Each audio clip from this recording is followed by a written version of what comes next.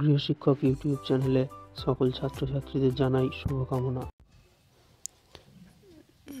এই ক্লাসে আমরা তোমাদের বায়ুর ক্ষয়কাজের ফলে যে বিভিন্ন প্রকার ভূমিরূপ তৈরি হয় সেই বিষয়টি নিয়ে আলোচনা করব। ঠিক আছে, এর আগের ক্লাসে আমরা এই অধ্যায় থেকে হিমবাহের ক্ষয়কাজের ফলে যে ভূমিরূপগুলো তৈরি হয় সেই বিষয়টি নিয়ে আলোচনা করেছিলাম। আমাদের সেই ক্লাস যারা দেখোনি তারা অবশ্যই দেখে নেবে। আর আমাদের চ্যানেলটা এখনও সাবস্ক্রাইব যারা করোনি তারা সাবস্ক্রাইব করে বেল আইকনটা প্রেস করে রাখবে, তাহলে আমাদের চ্যানেলের ক্লাসগুলো তোমরা দেখতে পাবে। তাহলে এখানে বায়ু যে ক্ষয় কাজ করে সেটা বায়ু তিনটে পদ্ধতিতে করে। কি কি? তাহলে নদী আর হিমবাহের মতো বায়ুও কিন্তু ক্ষয় করে।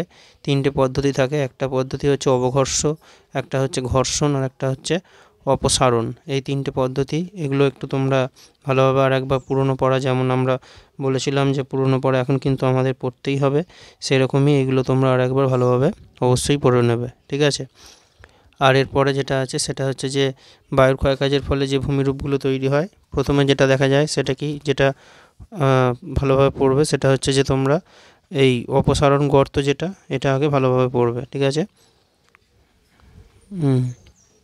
আমরা এখানে তোমাদের একদম ছবি সমেতি দেখাচ্ছি। দেখো, অপসারণ গর্তের ছবি হচ্ছে এইটা।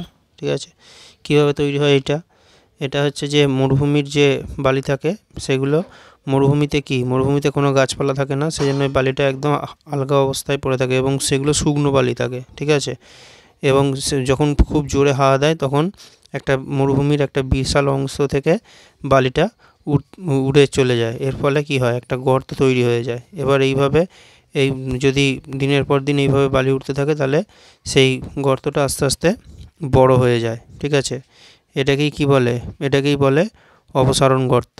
ঠিক আছে, আবার কখনো কখনো এই গর্তটার অনেক বেশি গভীর হয়ে যায়। ঠিক আছে, এবং এর চারপাশে কিছু গাছ, উদ্ভিদের শেকড় থেকে গাছের শিকড়ের সমান হয়ে যায়। আর সবচেয়ে বড় অপসারণ গর্ত কোনটা? মিশরের কাতারা আর আমাদের রাজস্থানের মরুভূমিতেও কিন্তু দেখতে পাওয়া যায় এই ধরনের ভূমিরূপ। ঠিক আছে, ছবিটা হচ্ছে এইভাবে আঁকতে হবে। আর এরপরে যেটা আছে সেটা কি, সেটা হচ্ছে যে গৌড় কি। ঠিক আছে, গৌড়, এটাও ভালোভাবে পড়বে। গৌড় হচ্ছে যে একদম কীরকম দেখতে হয়, এই ভূমিরূপটা একদম এইরকম, ঠিক ব্যাঙের ছাতার মতো। ঠিক আছে, এটাই হচ্ছে যে গৌড়। এটা কিভাবে হয়, এখানে কিন্তু অবঘর্ষ প্রক্রিয়ায় এই ভূমিরূপটা তৈরি হয়। ঠিক আছে, এখানে যে মরুভূমির মধ্যে কোনো উঁচু জায়গার সেটাতে দুরকম শিলা থাকে, নরম শিলা আর হচ্ছে যে শক্ত শিলা বা কঠিন শিলা। এই যে দেখতে পাচ্ছ। এবার এখানে বায়ুর জন্য কি হয়, এই নরম শিলাগুলো খুব তাড়াতাড়ি ক্ষয় হয়ে যায় আর শক্ত শিলাগুলো ক্ষয় হয় না, এটা একদম ব্যাঙের ছাতার মতো এরকম দাঁড়িয়ে থাকে। তাহলে এই জায়গাটা সরু আর এই জায়গাটা অনেক মোটা, শক্ত শিলা যেখানটা থাকে আর নরম শিলা যেখানটা থাকে সেই জায়গাটা ক্ষয় হয়ে যায়।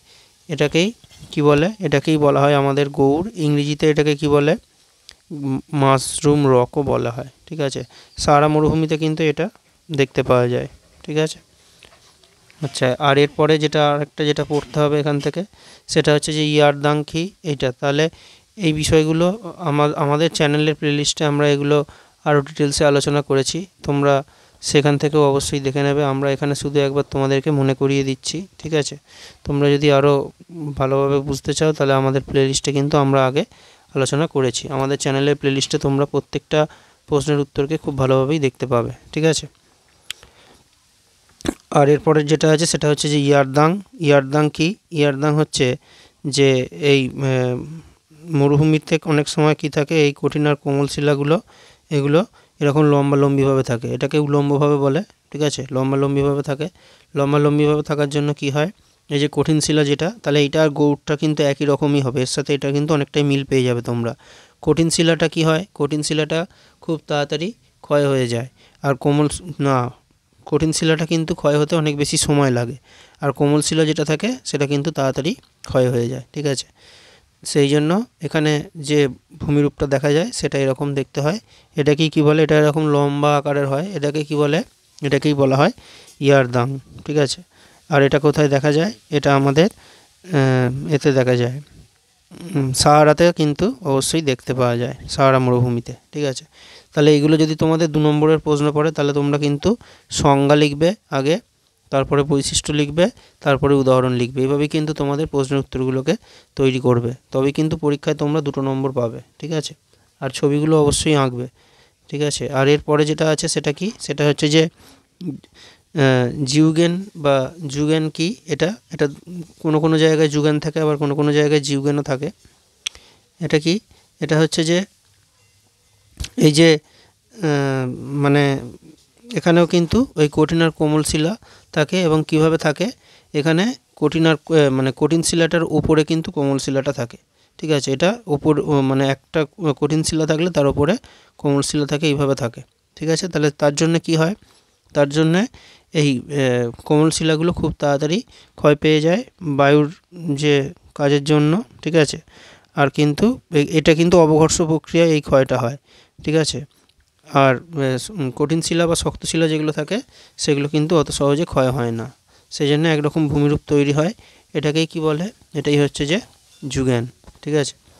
আচ্ছা, আর তোমরা এখন ভূগোল বইটাকে, ভূগোলের যে বিষয়গুলো তোমরা পড়বে, তোমরা নতুন পড়া পুরনো পড়া এইভাবে তোমরা মিশিয়েই পড়বে, ঠিক আছে। কিছুটা সময় তোমরা নতুন পড়ার জন্য রাখবে, আর কিছুটা সময় তোমাদের পুরনো জিনিসগুলো অবশ্যই ভালোভাবে পড়ে রাখতে হবে, কারণ পরীক্ষা আর তোমাদের আর খুব বেশি বাকি নেই। এখন থেকেই তোমরা এগুলো অবশ্যই পড়তে থাকো। আমরা প্রথম অধ্যায়টা প্রায় পড়েই ফেললাম, আমাদের অনেকগুলো বিষয় কিন্তু আলোচনা করা হয়ে গেছে, ঠিক আছে। তোমরা কিন্তু অবশ্যই বাড়িতে এইভাবেই পড়বে। আর এরপরে আরও একটা ভূমিরূপ এখানে দেখা যায়, সেটা কি, সেটা হচ্ছে যে ইনসেলবার্জ, ঠিক আছে। ইনসেলবার্জ মানে, ইনসেলবার্জ কি, ইনসেলবার্জ হচ্ছে যে এটা মরুভূমিতেই দেখতে পাওয়া যায়। মরুভূমিতে এখানে কোনো কঠিন শিলা এটা অনেক দিন ধরে ক্ষয় হয়ে হয়ে আলাদাভাবে দাঁড়িয়ে থাকে, ঠিক আছে। এগুলোকেই কি বলে, এগুলো একদম কঠিন থাকে, এগুলোকেই কি বলে, এটাই হচ্ছে যে ইনসেলবার্জ, ঠিক আছে। এখানে ছবিটা কেমন হবে, ছবিটা আমাদের এইরকম হবে, ঠিক আছে। এগুলো হচ্ছে কঠিন শিলাতেই গঠিত, ঠিক আছে। একদম ক্ষয় হয়ে হয়ে এর আর একদম শেষ পর্যায়ে চলে যায়, ঠিক আছে। এইটা তাহলে এই প্রশ্নের উত্তরগুলো তোমরা ভালোভাবে তৈরি করো। পরের ক্লাসে আমরা তোমাদের আরও কিছু গুরুত্বপূর্ণ প্রশ্ন উত্তর নিয়ে আলোচনা করব।